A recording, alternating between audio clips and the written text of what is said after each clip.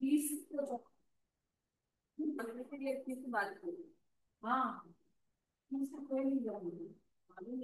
will lie, music will lie, life. You want to be free.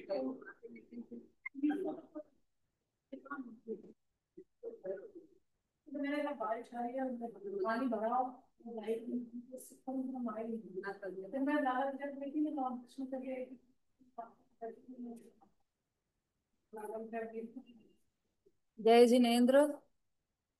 मंगलाचरण के लिए हाथ जोड़ लीजिए। नमो अरिहंताणम, नमो सिद्धाणम, नमो आयरियाणम, नमो उवज्जायाणम, नमो लोए सवसाहुनम।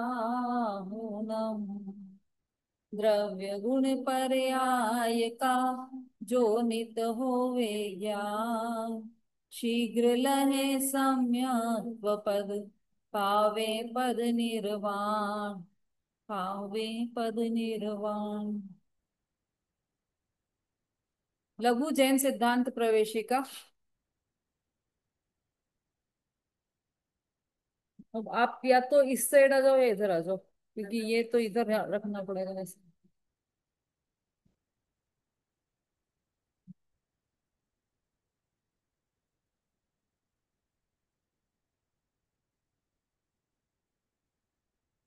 प्रश्न 18 से लेकर 22 तक तो हमारे चल गए थे, उसके बाद 23वां भी चल गया था। 123, प्रश्न नंबर 123 भी चल गया था हमारा पिछली बार। और उसके बाद ये 7 तत्वों की भी चर्चा चल रही थी, पर ये लोग थे नहीं उसमें ऑनलाइन में, तो इसलिए 124 से वापस ले रहे हैं अपन। प्रश्न नंबर 124 पढ़िए।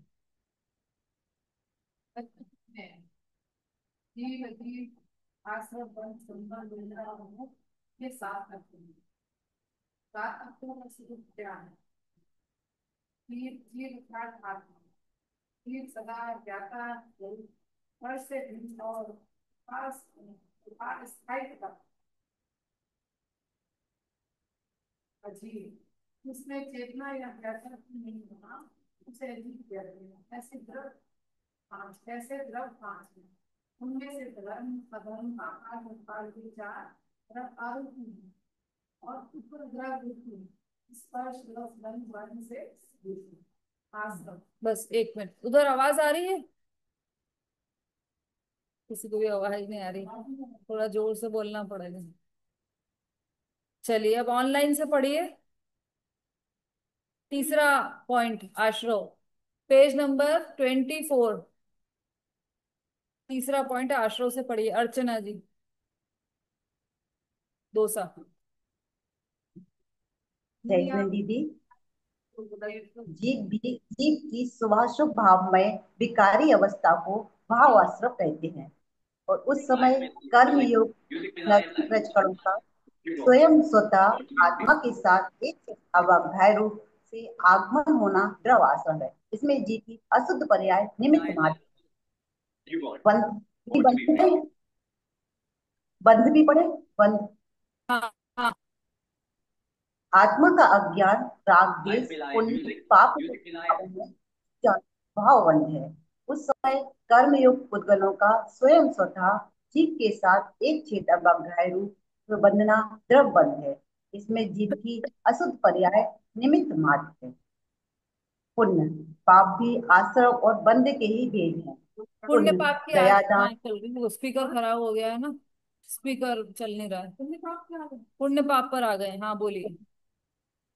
पुण्य दया दान भक्ति पूजा व्रत इत्यादि शुभ भाव जीव की पर्याय में होते हैं। ये अरूपी अशुद्ध भाव भाव पुण्य है। और उस समय कर्मयोग परमाणुओं का समूह स्वतः स्वयं स्वतः एक चित अवग्रह रूप से जीव के साथ बनता है, वह द्रव्य पुण्य है। इसमें जीव की अशुद्ध पर्याय निमित्त मात्र है। पाप मिथ्या, हिंसा, असत्य, चोरी इत्यादि अशुभ भाव जीव की पर्याय में होते हैं। ये अभी अशुद्ध भाव पाप भाव पाप है। और उस समय कर्मयोग पुद्गल स्वयं स्वतः जीव के साथ बनता है, वह द्रव पाप है। इसमें जीव की अशुद्ध पर्याय निमित्त मात्र है। वास्तव में पुण्य पाप भाव शुभाशुभ भाव आत्मा को अहित कर हैं। आत्मा की क्षणिक अशुद्ध अवस्था है। द्रव्य पुण्य व द्रव्य पाप आत्मा का हित अहित नहीं कर सकते। बस। नंबर 5 संबर।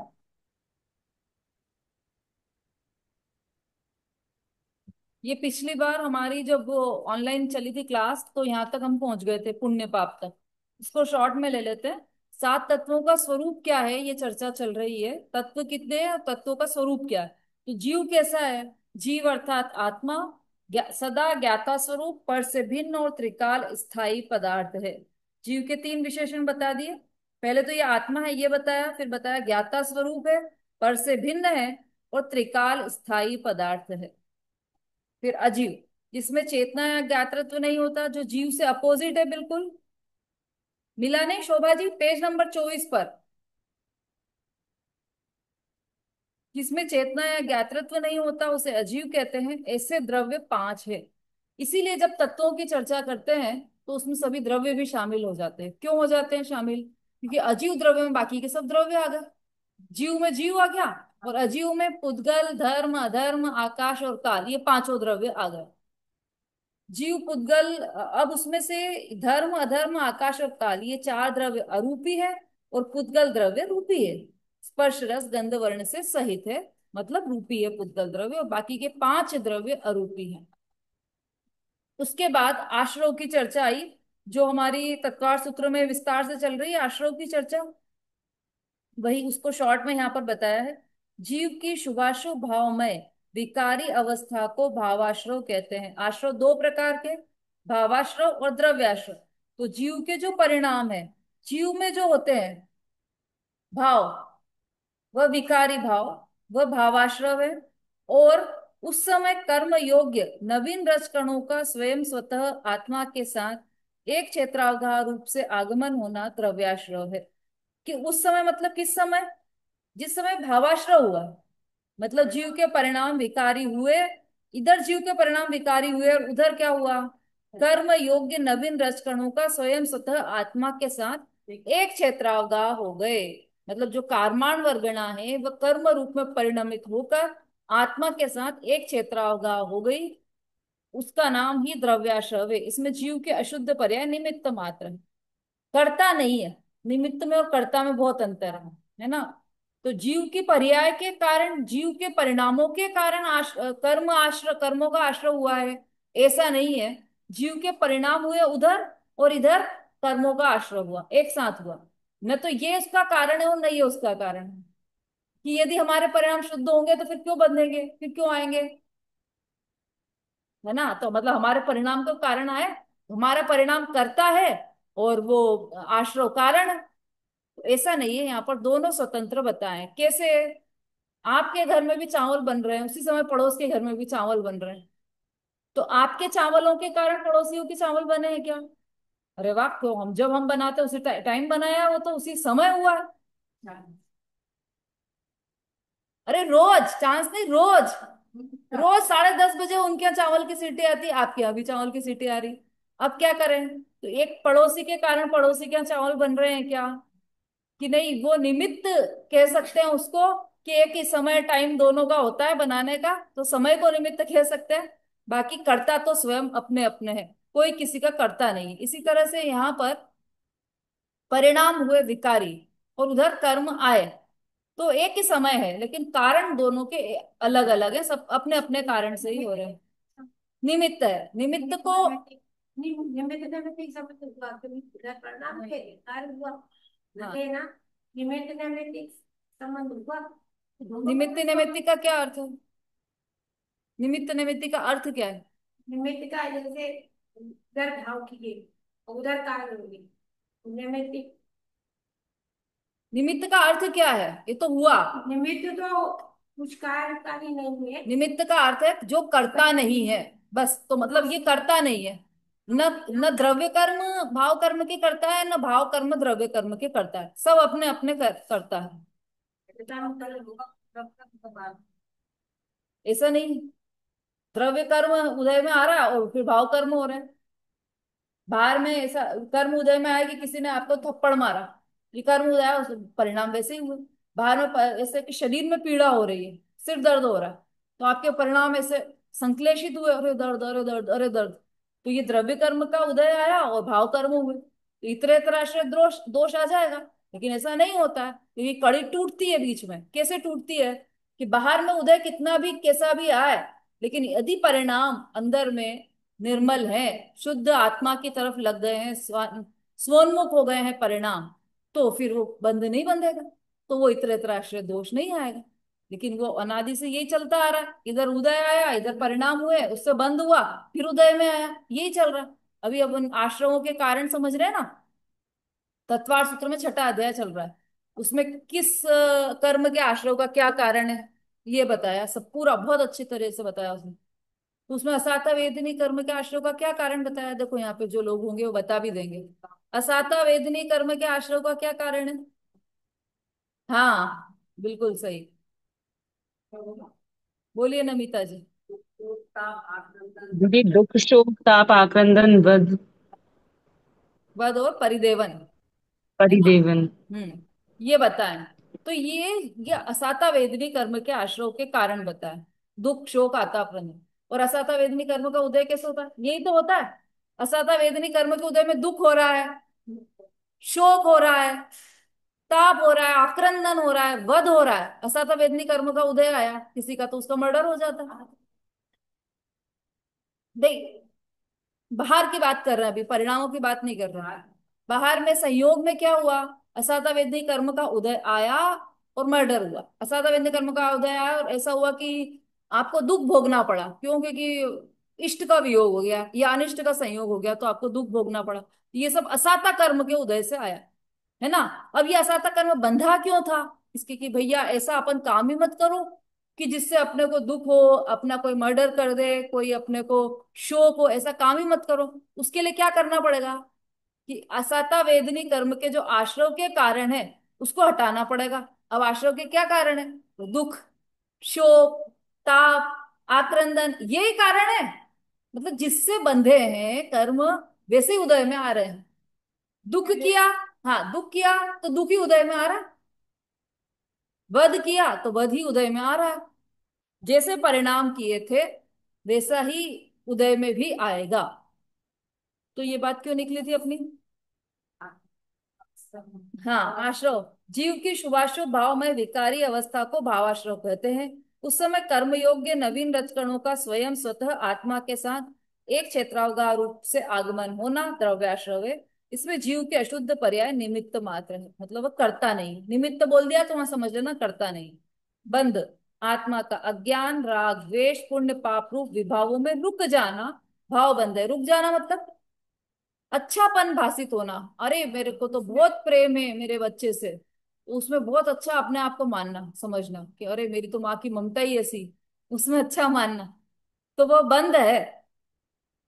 उस समय कर्म योग्य पुद्गलों का स्वयं स्वतः जीव के साथ एक क्षेत्रावगाह रूप बंधना, वो द्रव्य बंध है, वो भाव बंध था। राग द्वेष रूप पाप रूप विभावों में रुकना मतलब उनके कंटिन्यू करते जाना, वो वाले परिणाम, वो बंध था, भाव बंध था। और उस समय जो कर्म योग्य पुद्गलों का, कर्म योग्य पुद्गलों का मतलब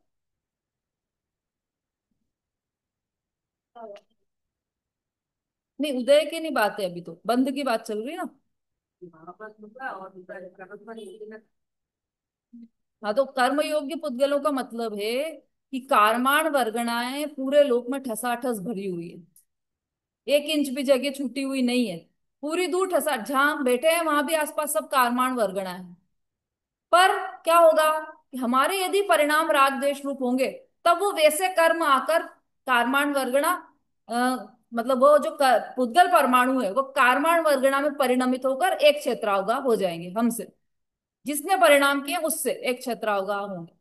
तो यहाँ पर कर्म योग्य पुद्गल मतलब जैसे आपने परिणाम किए उसके योग्य पुद्गल, वो स्वयं स्वतः जीव के साथ एक क्षेत्रावगाह रूप बंध गए, वह द्रव्य बंध है। इसमें जीव की अशुद्ध पर्याय निमित्त मात्र है। दोनों में ही अशुद्ध पर्याय निमित्त है। किसमें? आश्रव में और बंध में, दोनों में ही अशुद्ध पर्याय निमित्त है।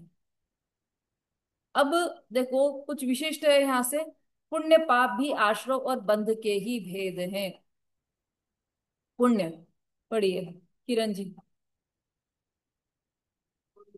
दया दान की पूजा व्रत इत्यादि भाव जिसकी पर्याय पे होते हैं वे अद्वितीय अतुल भाव भाव को लेते और उस समय कर्मयोग परमाणुओं का समूह स्वयं तथा एक चित्राकार जिससे जिसके साथ होता है वह व्रत पुण्य इसमें जिसके शुद्ध पर्याय निमित्त देखो अपन ने जब कभी पहले इसकी चर्चा की थी तो चार्ट बनाया था आप लोगों ने। कैसा? ऊपर लिखा था पुण्य, इधर लिखा था पाप। और मतलब पहले हमने लिखा आश्रव, आश्रव के दो भेद पुण्य और पाप, और आश्रव के दो भेद द्रव्याश्रव और पुण्याश्रव, द्रव्याश्रव और भावाश्रव, ये दो भेद। आश्रव के तो दो दो करके चार भेद हो गए, तो मतलब दो भेद अलग है और दो भेद अलग है। तो आश्रव के दो भेद किए हमने, द्रव्याश्रव और भावाश्रव। अब जो पुण्याश्रव और पापाश्रव है ना, वो आ जाएंगे। पुण्याश्रव के भी दो भेद, द्रव्याश्रव और भावाश्रव। पापाश्रव के भी दो भेद, द्रव्याश्रव और भावाश्रव। ठीक है। द्रव्याश्रव के भी दो भेद, पुण्याश्रव और पापाश्रव। भावाश्रव के भी दो भेद, पुण्य भावाश्रव और पाप भावाश्रव। तो ये सब भेद सब में लागू पड़ेंगे। कैसे?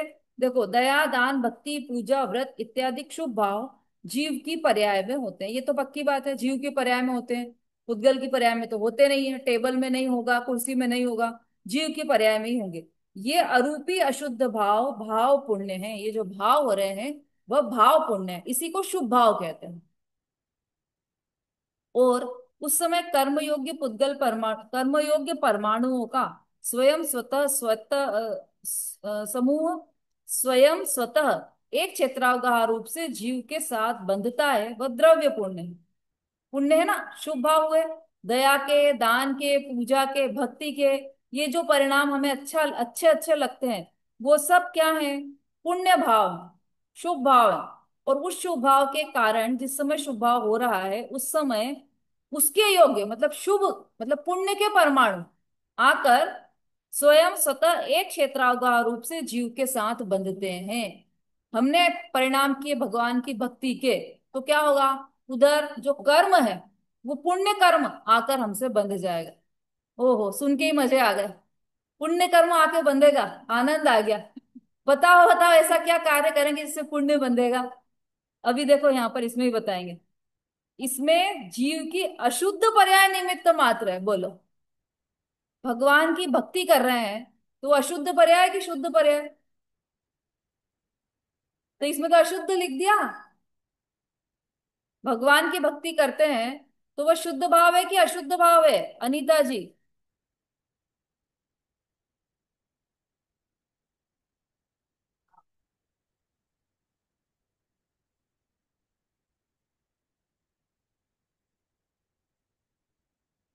बहुत डर लगता है। हाँ बोलिए मैडम अनीता याद जी। भूल गई मेरे को क्लास लेने को। कौन सा है क्वेश्चन मैडम? कौन से नंबर का है? अरे अभी तो सिंपल क्वेश्चन है। भगवान की भक्ति कर रहे हैं हम, भगवान की पूजा कर रहे हैं, तो वो जो हाँ, परिणाम है वो अशुद्ध पर्याय है कि शुद्ध पर्याय है? बस इतनी सी बात है। शुद्ध परिणाम होंगे, भगवान की भक्ति कर हाँ, रहे हैं तो हम लोग थोड़ा जोर से बोलना शुद्ध पड़ेगा परिणाम इसमें। होंगे। इसमें आवाज कम है आज। शुद्ध परिणाम है मैडम, भक्ति कर रहे हैं तो शुद्ध मैडम शुद्ध पर्याय है, परिणाम होंगे। शुद्ध पर्याय है। शुद्ध पर्याय। चलिए स्नेह लता जी।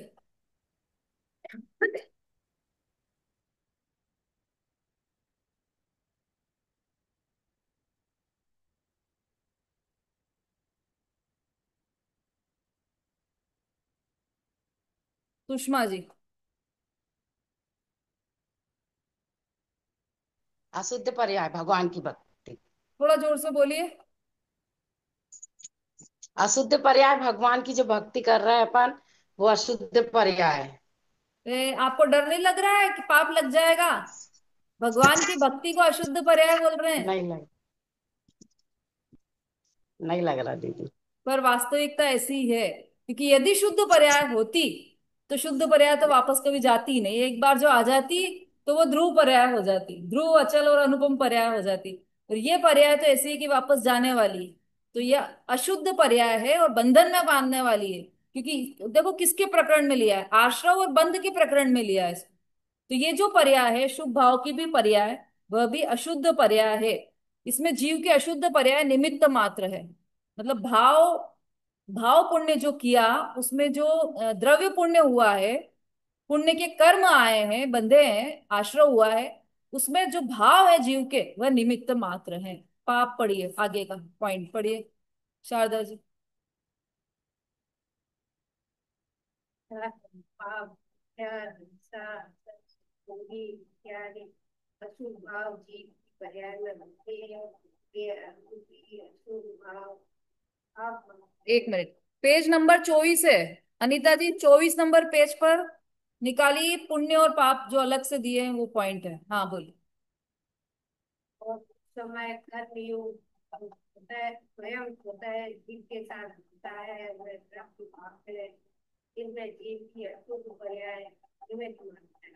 उससे बिल्कुल अपोजिट, दया दान भक्ति पूजा थी वहां पर, यहाँ पर हिंसा झूठ चोरी कुशील परिग्रह ये सारे पाप है। ये सब अशुभ भाव जीव की पर्याय में होते हैं। इस ये अरूपी अशुद्ध भाव पाप हैं। अरूपी, बार बार अरूपी दिखा बता रहे हैं इसको। अरूपी क्यों बोला, क्योंकि ये पुद्गल की पर्याय में तो कभी भी नहीं होते, पुद्गल में तो कभी भी नहीं होंगे, होंगे तो जीव की पर्याय में होते हैं ये पुण्य और पाप के भाव, क्योंकि दोनों ही जीव की पर्याय में हैं, और दोनों ही अरूपी है, रूप नहीं है उसमें, स्पर्श रस गंध वर्ण नहीं। उस समय कर्मयोग मतलब जो परिणाम है जीव के वह तो अशुभ भाव है, और जो उनसे कर्म बनते हैं वह है पाप, पाप कर्म बनते हैं जिससे एक क्षेत्रावघात जीव के वह हो जाते हैं कर्म। इससे जीव की शिव अशुद्ध पर्याय निमित्त मात्र, पाप हो चाहे पुण्य हो, दोनों में ही जीव की जो पर्याय है अशुद्ध परिणाम है जो, वह निमित्त है किसमें, द्रव्य द्रव्य पुण्य में और द्रव्य पाप में, ये दोनों निमित्त हैं। वास्तव में पुण्य पाप भाव शुभाशुभ भाव आत्मा को अहितकर है, दोनों ही। आत्मा की क्षणिक अशुद्ध अवस्था है, द्रव्य पुण्य व द्रव्य पाप आत्मा का हित अहित नहीं कर सकते। ऐसा नहीं होगा कि खूब पूजा भक्ति कर ली तो धर्मात्मा हो गए, ऐसा नहीं होगा। अभी तो हमारे वहां चल रहा है 16 कारण भावना तत्वार सूत्र में, तो उसमें 24वें नंबर का सूत्र है ना, 6वें अध्याय में। तो 16 कारण भावना क्या है, तीर्थंकर प्रकृति का बंध है, तीर्थंकर प्रकृति के आश्रव के कारण में दिया 16 कारण भावना को। अब आश्रव में दिया है तो इसका मतलब शुभ भाव है, शुभ भाव है इसका मतलब धर्म नहीं है।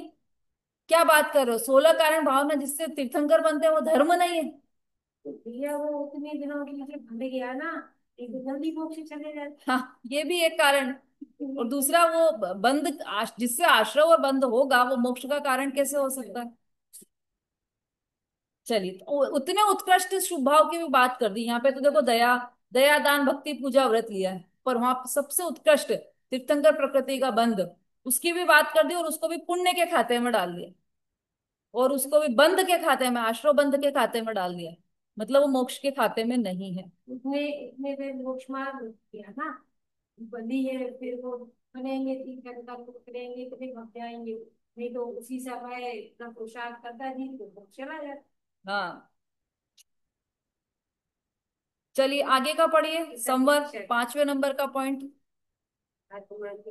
शोभा जी। जय जैन दीदी। हम्म। पुण्य पाप अशुद्ध भाव को आत्मा के शुद्ध भाव द्वारा रोकना स्वभाव संभर है, और तदनुसार नए कर्मों का आगमन स्वयं स्वतः रुक जाए सो द्रव्य संभर है। हाँ संवर का हमने समझा था, निर्जरा नाव के उदाहरण में भी संवर को समझा था, उससे ही लगाते जाना। आत्मा के शुद्ध भाव द्वारा पुण्य पाप रूप अशुद्ध भाव को रोकना, वो भाव संवर है। रोकना है हमें अशुद्ध भाव, कैसे रुकेंगे, कि हमारी बहुत इच्छा हो रही थी, हम वहां से निकले बाहर से सड़क में से, तो वहां देखा कि गन्ने का रस बन रहा है। अब गन्ने का रस बन रहा है तो बहुत इच्छा हुई देखने की, अरे पीले पीले, तो क्या किया हमने, इच्छा को रोक लिया, नहीं पिया नहीं, इच्छा को रोक लिया, तो हमारा संवर हो गया। हुआ संवर, क्यों नहीं हुआ, इच्छा को रोकना से संवर होता है कि नहीं। इच्छा निरोधस तप, और तप ही संवर है, तप से ही संवर है, तो फिर संवर क्यों नहीं हुआ वहां पर। जो कि दिसंबर में। हाँ, इसका मतलब कि वहां पर आपने जो रोका है वो तात्कालिक अपनी इच्छा को रोक लिया है, अंदर से नहीं गई है इच्छा। क्यों नहीं गई है? क्योंकि अस्थि पूर्वक नास्ति होती है ना, जैसे बाहर से उसने रोका है। उदाहरण दिया है। हाँ बोलिए स्नेहलता जी। बाहर से रोका है दीदी, अंदर से भाव ही नहीं उठे हैं। हाँ जैसे अंदर से अपने भाव ही नहीं आए, तब अपन ने रोका है। भाव आ हाँ, गए और अपन कह रहे नहीं, इच्छाओं पीना का नहीं है। उत्पन्न ही नहीं होना वो संवर है। और इच्छा उत्पन्न हाँ। हो रही है, उसको आप रोक रहे हो तो वो संवर नहीं है। आप इच्छाओं को रोक रहे हो, उससे अकाम निर्जरा हो रही है आपकी, केवल अकाम निर्जरा। और अकाम निर्जरा के बारे में मालूम है ना सबको। कभी अकाम निर्जरा करे, भवन त्रिक में सुरतन भाव धरे।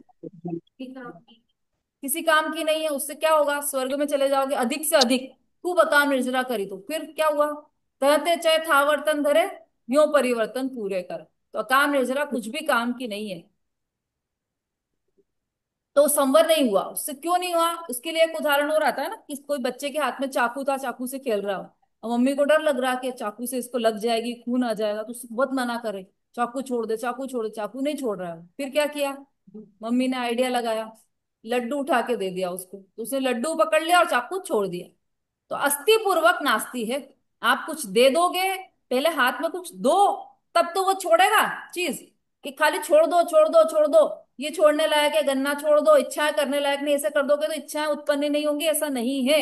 इच्छाएं तो उत्पन्न हो गई, पर आपने उसको तात्कालिक समय के लिए रोक दी है।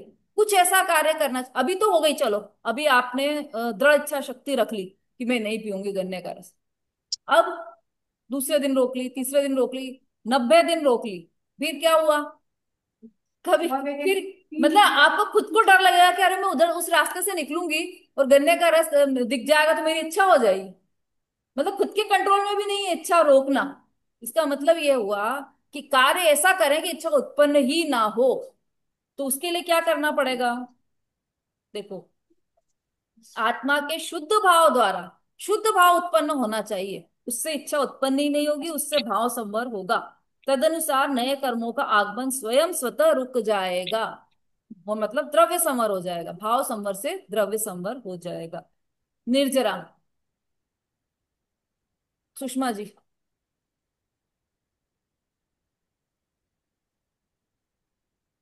जय जिनेन्द्र दीदी। हम्म। अखंडानंद निज शुद्धात्मा के लक्ष्य के बल से आंशिक शुद्धि की वृद्धि और अशुद्ध अर्थात शुभाशुभ इच्छा रूप अवस्था की आंशिक हानि करना स्वभाव निजरा है। और उस समय खिलने योग्य कर्मों का अंशतः खिल जाना सो द्रव्य निर्जरा है। अब निर्जरा की बात आ गई। अभी संवर थी ना, संवर से रोक दिया था किसको? शुभाशुभ भावों को रोक दिया था। अब निर्जरा में क्या किया? अखंडानंद निज शुद्धात्मा के लक्ष्य के बल से संवर में हुई थी शुद्धि, आत्मा की शुद्धि, शुद्धि के परिणाम जागे थे। और निर्जरा में हुई शुद्धि की वृद्धि। तो अखंडानंद निज शुद्धात्मा के लक्ष्य के बल से आंशिक शुद्धि की वृद्धि और अशुद्ध, आंशिक क्यों बोला, पूर्ण क्यों नहीं बोला? क्योंकि पूर्ण होगा तो मोक्ष हो जाएगा, तो इसलिए आंशिक निर्जरा हुई है। आंशिक शुद्धि की मतलब अभी पूर्ण शुद्धि की वृद्धि नहीं हुई है, आंशिक शुद्धि की वृद्धि और अशुद्ध अवस्था की आंशिक हानि। वहां पर संवर में तो प्रारंभ हुई थी शुद्धि, यहाँ पर शुद्धि की वृद्धि हो गई। और शुद्धि की वृद्धि हुई तो अ, अशुद्ध अवस्था की हानि हुई, मतलब कम होता गया ना। पानी पानी पानी जितना जितना बाहर निकालते गए हम नाव में से, उतना उतना सूखता गया। और जितना जितना सूखा, तो वहां पर उतने उतने पानी की कमी हुई। ये दोनों बात है ना, पानी भी कम हुआ और सूखा सूखा भी हो गया, दोनों चीज। तो यहाँ पर भी शुद्धि भी बढ़ी और अशुद्धि भी कम हो गई। उस समय खिलने योग्य कर्मों का स्वयं स्वतः अंशतः खिल जाना द्रव्य निर्जरा है। अंशतः खिल जाना वह द्रव्य निर्जरा है, स्वयं स्वतः। इसमें भी किसी के निमित्त किसी और कोई करता नहीं है, स्वयं स्वतः ही खिलेंगे द्रव्य कर्म। ठीक, चलिए नेक्स्ट पढ़िए अंजू जी।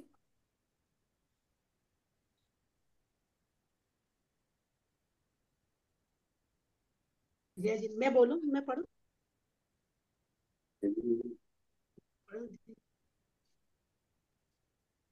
मिथ्या दृष्टि जीव इन तत्वों के संबंध में कैसी भूलें करते हैं? थोड़ा जोर से उत्तर, बोलिए।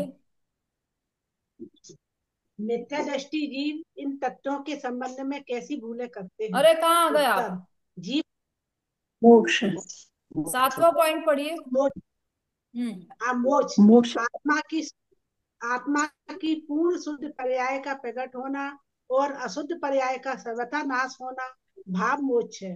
उस समय अपनी योग्यता से दिव्य गुणों का आत्मा के प्रदेशों से अत्यंत अभाव होना दिव्य मोक्ष है। अब मोक्ष आत्मा की पूर्ण शुद्ध पर्याय, अब बिल्कुल किंचित मात्र भी अशुद्धता नहीं बची, पूर्ण शुद्ध पर्याय प्रकट हो गई और अशुद्ध पर्याय का सर्वथा नाश हो गया। शुद्धता प्रकट हो गई तो अशुद्धता का सर्वथा नाश होना स्वाभाविक था। पूरा उजाला हो गया तो मतलब अंधेरा पूर्ण रूप से खत्म हो गया। उस समय अपनी योग्यता से, अब ये तो अंदर में हुआ, शुद्धता प्रकट हुई, अस्थि के कथन है ये, शुद्धता प्रकट हुई, अशुद्धता का नाश हुआ, ये सब हुआ। तो बाहर में क्या हुआ? उस समय अपनी योग्यता से द्रव्य कर्मों का आत्म प्रदेशों से अत्यंत अभाव होना सो द्रव्य मोक्ष है। अपनी योग्यता से, किसकी अपनी मतलब, चलो इसका कौन बताएगा उत्तर? अपनी योग्यता से मतलब सुषमा जी बोलिए जोर से। क्या नाम है? स्नेहलता जी। अपनी आत्मा की योग्यता से, अपने अच्छा पुरुषार्थ से। ठीक है, रेणु जी बोलिए अपनी मतलब क्या है यहाँ पर?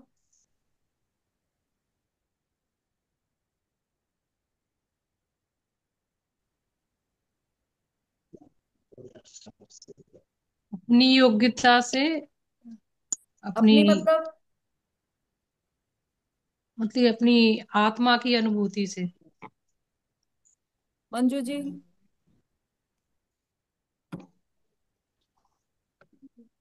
अपने अपने पुरुषार्थ से, अपना सहज रहने से, सहजी मतलब ज्ञाता दर्शन। मंजू जी जल्दी बोलिए। चलिए नमिता जी। दीदी अपनी आत्मा की योग्यता से। अच्छा चलिए, सबका यही उत्तर है? किसी का कोई डिफरेंट उत्तर हो तो वो हैंड रेस कीजिए। काली आत्मा की होता है, काली आत्मा की होता है। मैडम मैं ऐसे आवाज नहीं आएगी मुझे, हैंड रेस कीजिए तो आएगी। मैडम हाँ बोलिए।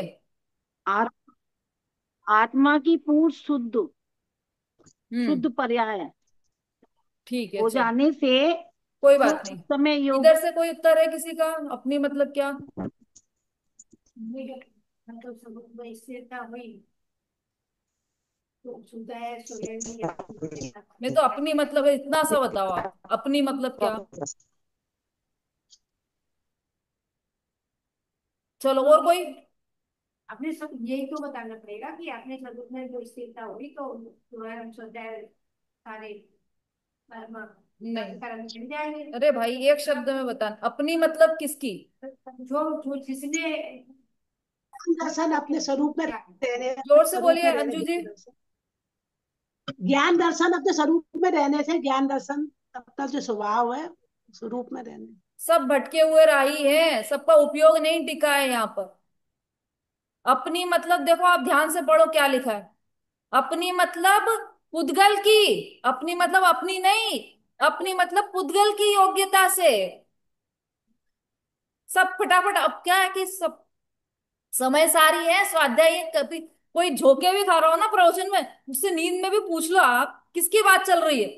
अपनी बात चल रही है। और वो चाहे पुद्गल की चल रही हो, धर्म धर्म की, आकाशी, किसी की बात चल रही हो, उसको लगाना है कि अपनी बात चल रही है। ऐसा नहीं है, उपयोग है, टिका कर रखना पड़ेगा। देखो ध्यान से पढ़ो उसको। आत्मा की पूर्ण शुद्ध पर्याय का प्रकट होना और अशुद्ध पर्याय का सर्वथा नाश होना भाव मोक्ष है, ये हो गया। इसके बाद उस समय अपनी योग्यता से द्रव्य कर्मों का, अपनी योग्यता से द्रव्य कर्म नहीं आएंगे। द्रव्य कर्म स्वयं अपनी योग्यता से, मतलब पुद्गल की योग्यता की बात चल रही है यहाँ पर, कर्मों की योग्यता की बात चल रही है। अपनी योग्यता से द्रव्य कर्मों का आत्म प्रदेशों से अत्यंत अभाव होना द्रव्य मोक्ष है। मैंने सोचा कोई तो आंसर दे देगा सही, सबसे पूछ लिया, है ना? समझ में आया ये बात? द्रव्य कर्म स्वयं अपनी योग्यता से एक क्षेत्रावगाह होते हैं, आत्मा के प्रदेशों से एक क्षेत्रावगाह। अभी तो अभाव हो गए ना। अपनी स्वयं योग्यता से उन पुद्गल परमाणुओं की स्वयं की ऐसी योग्यता थी कि वो उस समय जीव के एक क्षेत्रावगाह जो जीव के थे वो अलग हो गए, उनका सर्वथा अभाव हो गया आत्मा से। ठीक है, समझ में आ रहा है? तो ये द्रव्य मोक्ष हो गया और भाव मोक्ष। सब में दो दो भेद हैं, आश्रव, बंध, संवर, निर्जरा और मोक्ष। सब दो दो तरह के हैं, द्रव्य और भाव इस अपेक्षा से सब दो दो तरह के हैं। चलिए 126 नंबर का प्रश्न है, अब पढ़िए स्नेहलता जी।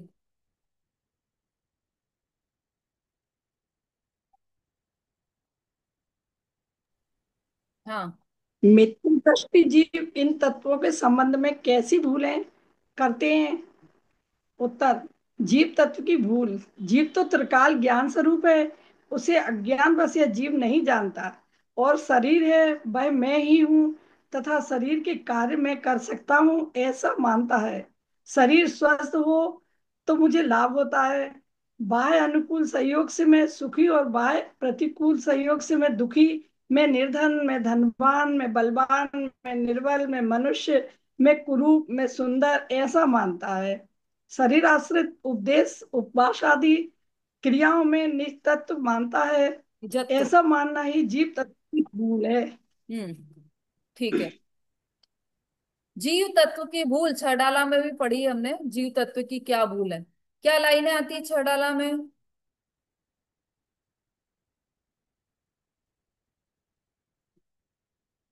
जीव तत्व की भूल के संबंध में। दीदी मुझे नहीं याद है। ठीक है, किसको याद है? अच्छा, इतने हैंड रेज हो गए हैं। चलिए अंजू जी बोलिए जोर से। तन उपजत अपनी उपज जान, तन नसन आपको ना समान। रागात, गलती पड़ गए, तन उपजत अपनी उपज जान। हाँ ठीक है, सही बोला। तन उपजत अपनी, तो ये तो अजीव तत्व संबंधी हो गई, इसके पहले जीव तत्व संबंधी है ना। हाँ,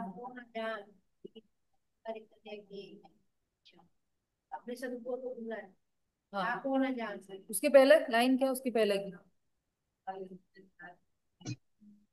हाँ, मैं उद्गल नभ धर्म अधर्म काल, इनते न्यारी है जीव चाल।